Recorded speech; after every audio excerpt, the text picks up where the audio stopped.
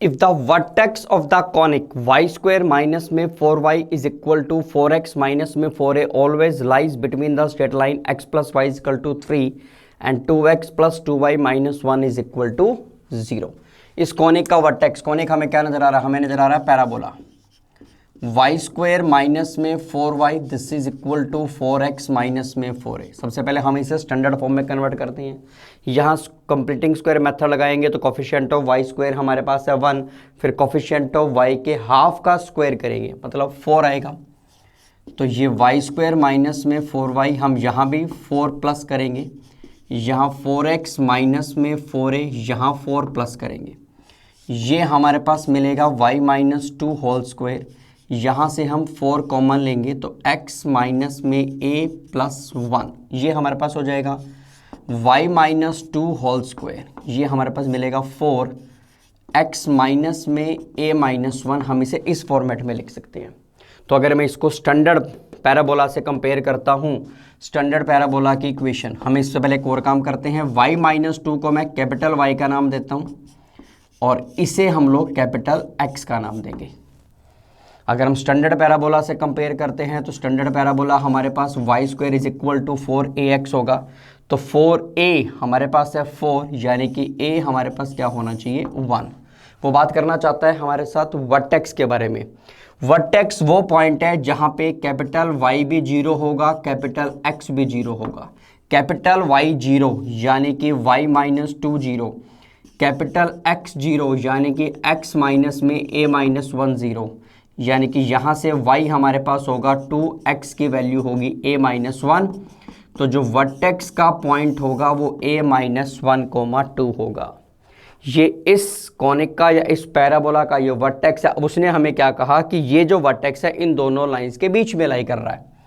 तो ये एक लाइन हमारे पास है x plus y minus 3 is equal to 0। Second line हमारे पास है 2x plus 2y minus 1 is equal to 0। ये पॉइंट a माइनस 1,2 इन दोनों लाइंस के बीच में लाई कर रहा है। अब दोनों लाइंस के बीच में लाई करेगा तो क्या होगा, एक से रिजल्ट पॉजिटिव, एक से नेगेटिव, तो प्रोडक्ट हमारे पास क्या होगी, नेगेटिव होगी। हम क्या करेंगे, हम इस पॉइंट को दोनों इक्वेशंस में पुट करेंगे। सबसे पहले मैं इस पॉइंट को यहाँ पुट करता हूँ, यहाँ पुट करूँगा तो x की जगह a माइनस 1, y की जगह 2, तो a माइनस 1 प्लस 2 माइनस 3 बनेगा। ये x की जगह a माइनस 1, y की जगह 2। फिर मैं इस पॉइंट को यहाँ पुट करूँगा, क्या मिलेगा, x की जगह a माइनस 1 तो 2a माइनस 2, y की जगह 2, 4 minus 1।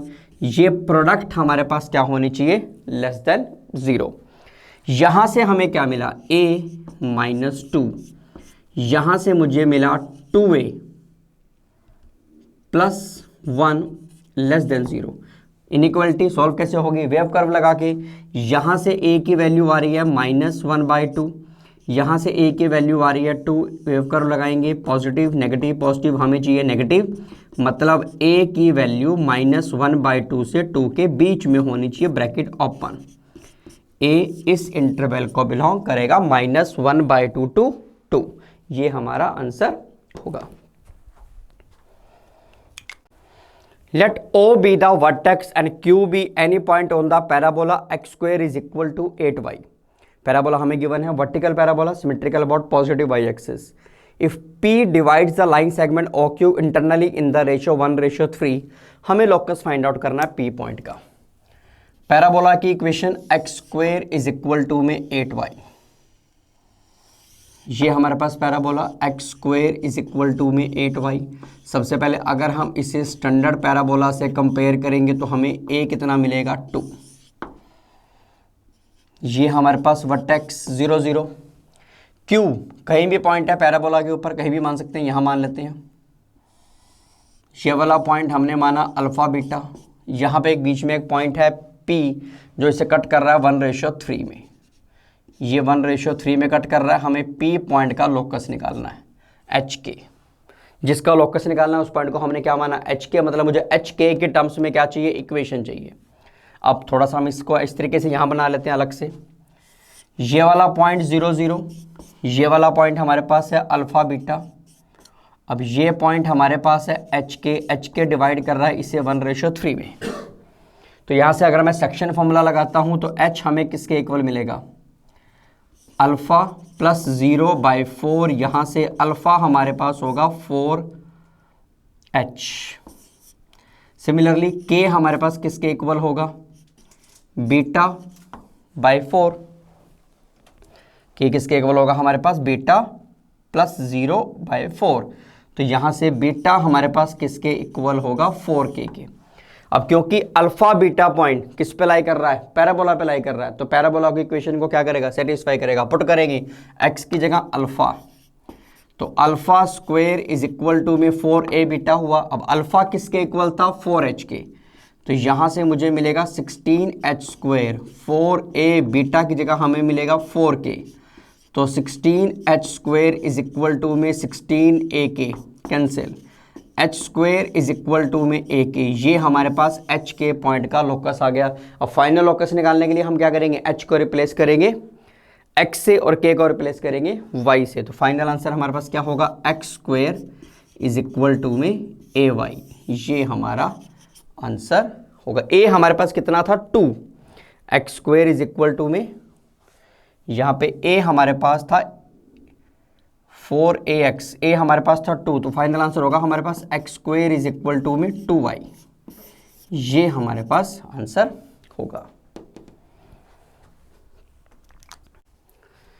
Let P be the point on the parabola y² is equal to 8x, which is at a minimum distance from the center C of the circle x² plus y plus 6 whole square is equal to 1. Then the equation of circle passing through C and having center at P. सबसे पहले हमें P point find out करना पड़ेगा।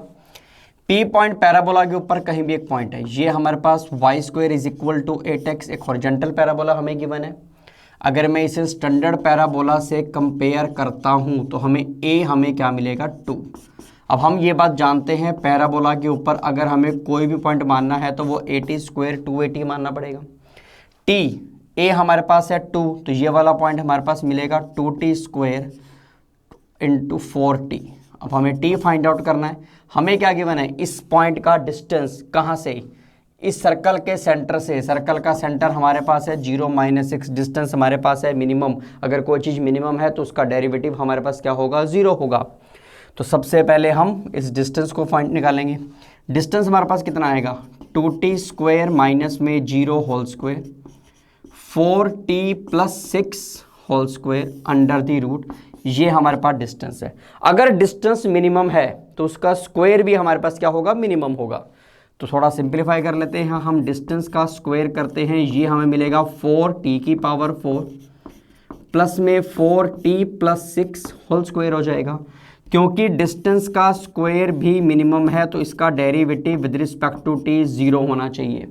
जब हम इसका differentiation करेंगे तो हमें क्या मिलेगा, 16t³ प्लस में twice of 4t plus 6 into में 4, ये 0 होना चाहिए। यहाँ से 8 निकालेंगे कॉमन, 8 से डिवाइड करेंगे तो ये हमें मिलेगा 2t³ plus 4t plus 6 is equal to 0 हो जाएगा।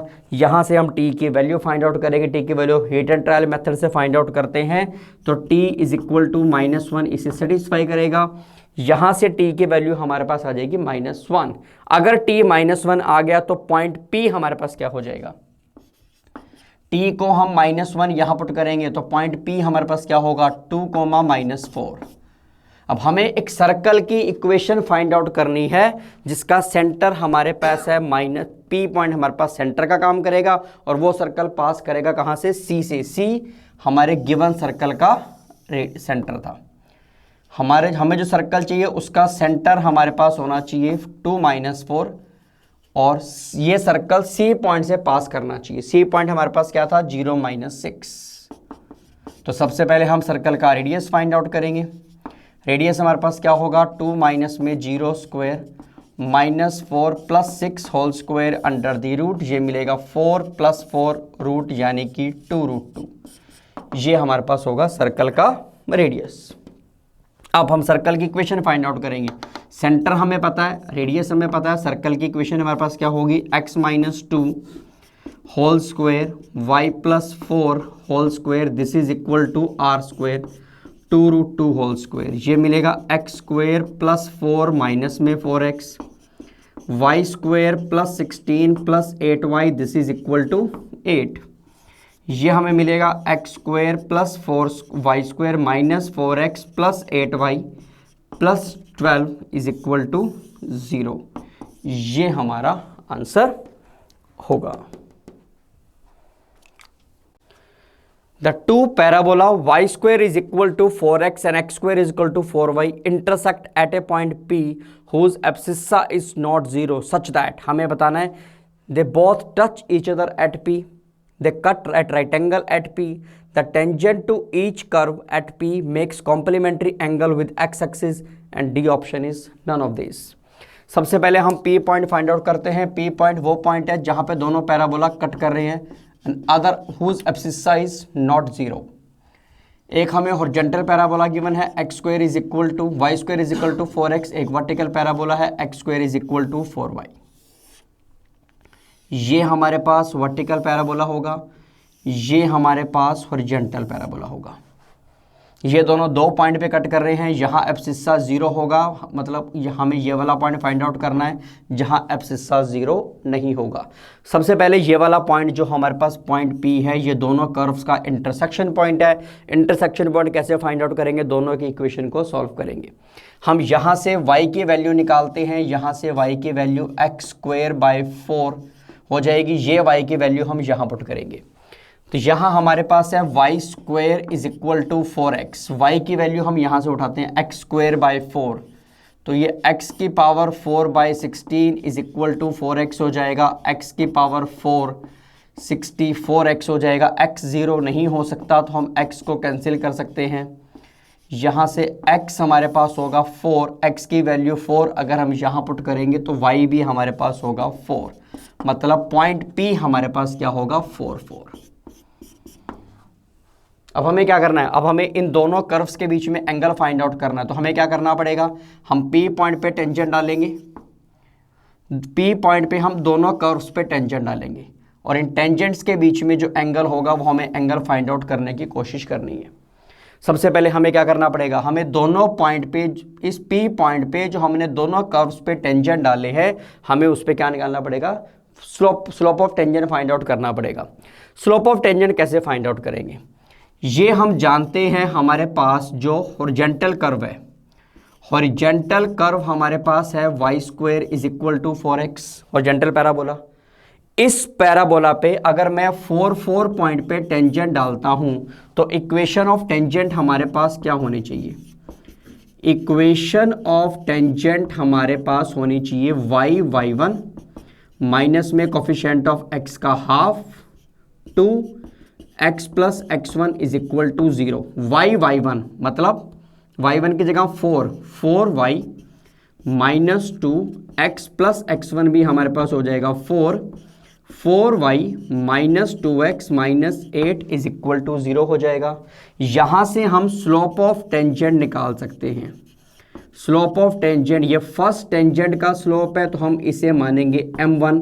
स्लोप कैसे निकलता है? माइनस में coefficient of x bye coefficient of y, यानी कि स्लोप ऑफ टेंजेंट हमारे पास क्या निकलेगा? 1/2। अब मैं सेकंड पैराबोला के बारे में बात करता हूँ। सेकंड पैराबोला यानी कि वर्टिकल पैराबोला। वर्टिकल पैराबोला हमारे पास है x² माइनस में 4y इज इक्वल टू 0। हमें 4 पॉइंट पे टेंजेंट की इक्वेशन फाइंड आउट करनी है। टेंजेंट की इक्वेशन क्या निकलेगी?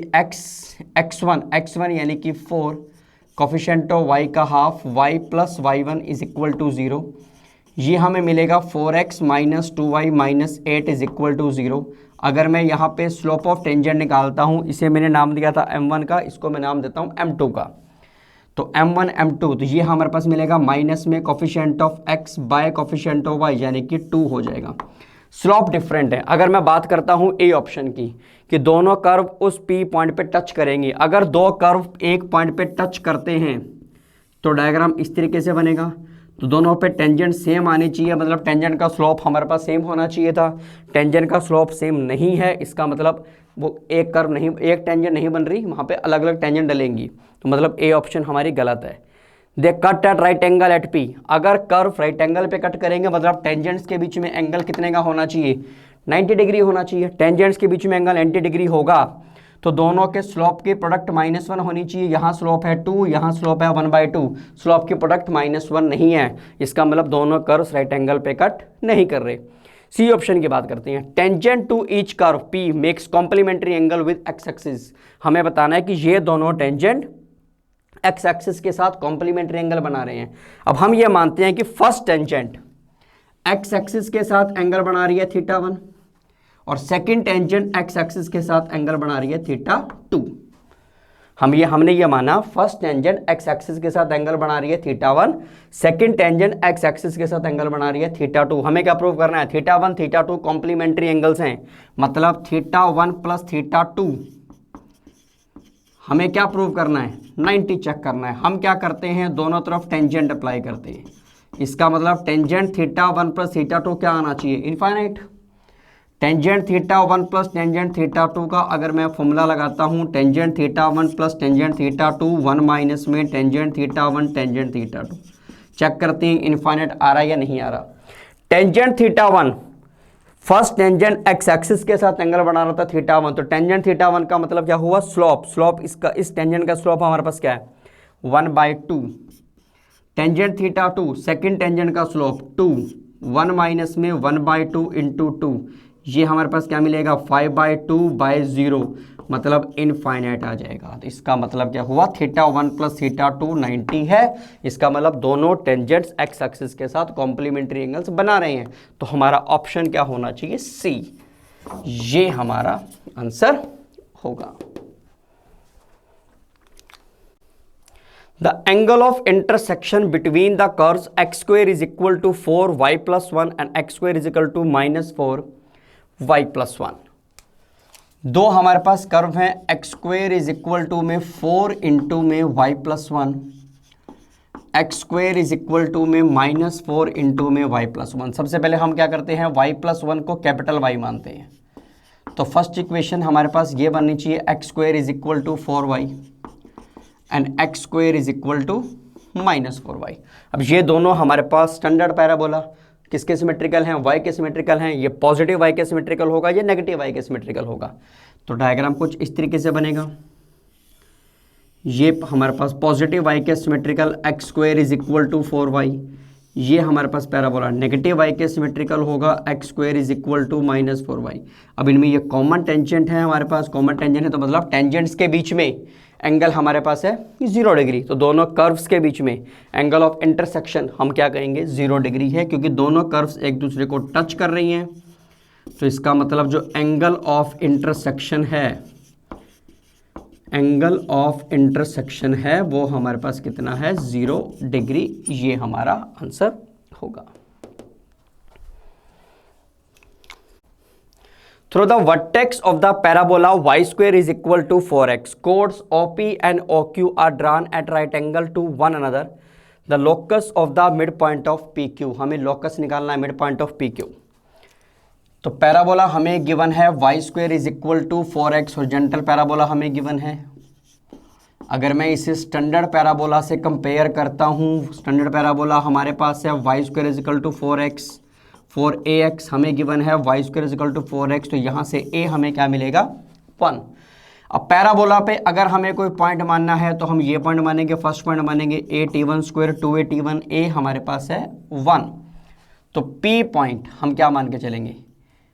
a हमारे पास है 1, तो t1 स्क्वायर 2t1, ये हमारे पास मिलेगा t2 स्क्वायर 2t2। ये पॉइंट हमारे पास है p और ये पॉइंट हमारे पास है Q। उसने कहा OP and OQ right angle बना रहे हैं, मतलब ये एंगल हमारे पास है 90 डिग्री। अगर ये एंगल 90 डिग्री है, इसका मतलब है OP और OQ परपेंडिकुलर हैं।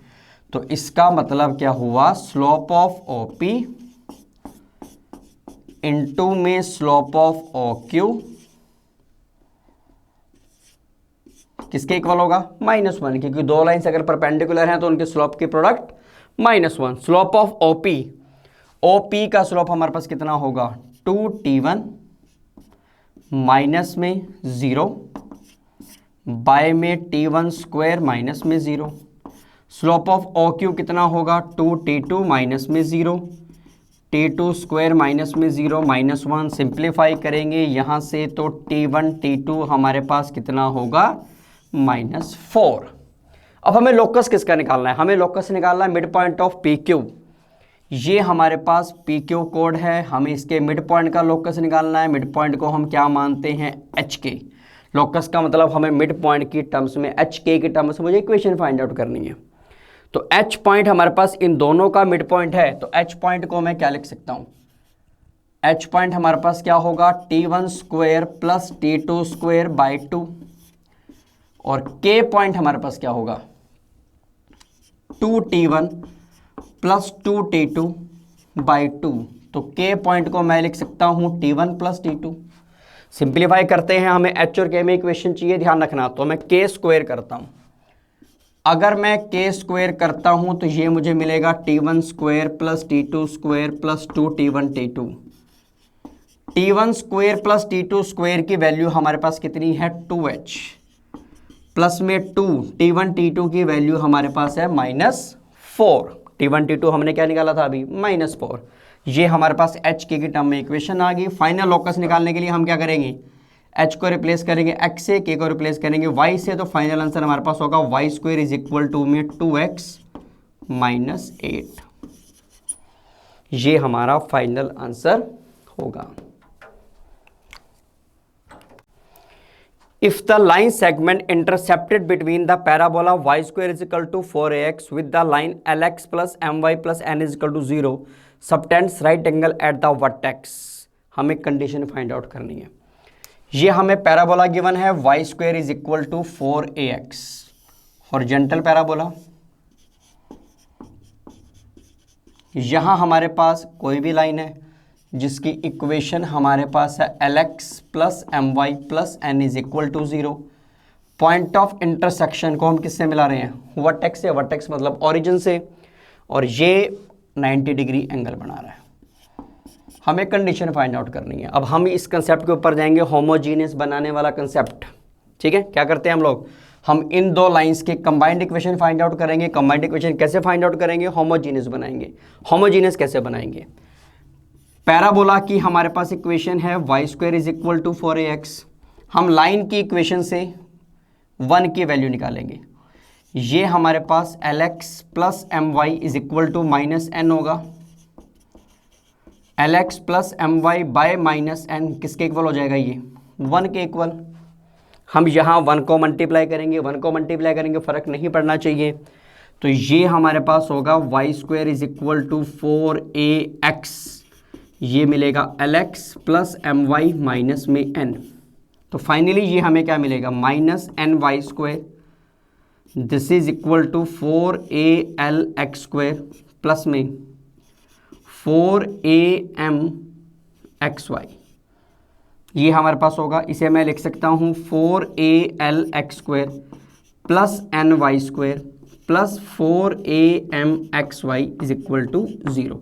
ये हमारे पास एक होमोजीनियस इक्वेशन है। ये इक्वेशन है किसकी, ये इक्वेशन इन दो लाइंस के कंबाइंड इक्वेशन है। अगर दो लाइंस के बीच में एंगल कितना बन रहा है हमारे पास, 90 डिग्री। अगर दो होमोजीनियस इक्वेशंस के अंदर जो लाइन ओरिजिन से पास कर रही है एंगल 90 डिग्री बनेगा। कंबाइंड इक्वेशन में एंगल 90 डिग्री है, तो क्या होता है हमारे पास, कोफिशिएंट ऑफ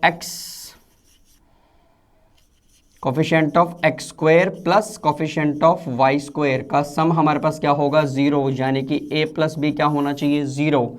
यहाँ कोफिशिएंट ऑफ x स्क्वायर कितना है हमारे पास, 4al, coefficient of y square n, ये हमारे पास क्या होना चाहिए, 0। 4al plus n is equal to 0, ये हमारा आंसर होगा।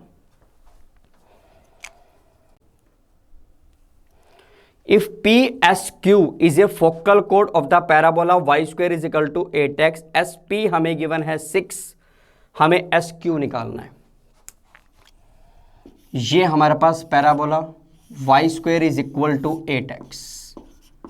अगर मैं इसे स्टैंडर्ड पैराबोला से कंपेयर करता हूं तो हमें मिलेगा 4a is equal to 8a, हमारे पास होगा 2।